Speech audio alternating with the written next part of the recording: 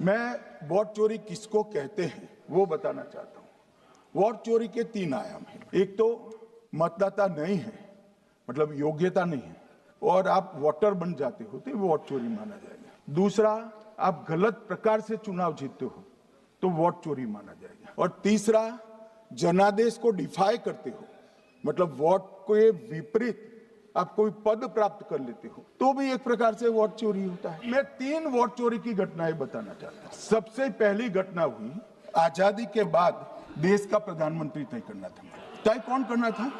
तो उस वक्त के जितने प्रांत थे इसके कांग्रेस के अध्यक्ष होने, उनके एक एक वोट से तय होना था। अब 28 वोट श्री सरदार पटेल को मिले और 2 वोट जवाहरलाल नेहरू जी को मिले और साहब प्रधानमंत्री जवाहरलाल जी बने।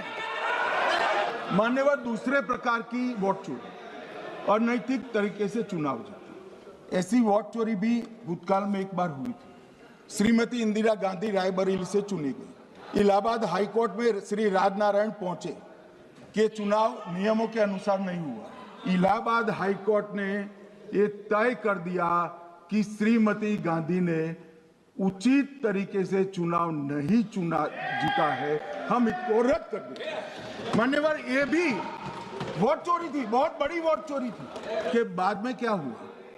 उसके बाद में वो वोट चोरी को ढकने के लिए संसद में कानून लाया कि प्रधानमंत्री के खिलाफ कोई केस ही नहीं हो सकता।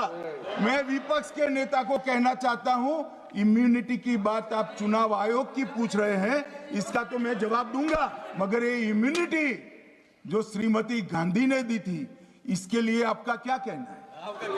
और उन्होंने तो स्वयं के लिए ले ली। और मान्यवर तो इतिहास है, कौन झुठला सकता है?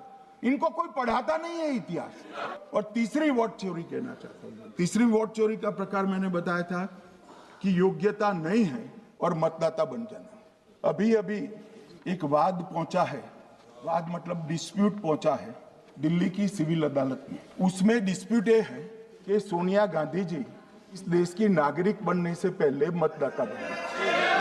मैंने इतना ही कहा है कि अदालत में केस चल रहा है जो फैक्चुअल है। अब जवाब तो उनको अदालत में देना है। सोनिया जी ने यहाँ क्यों दे रहे हैं? अदालत में जवाब देना है।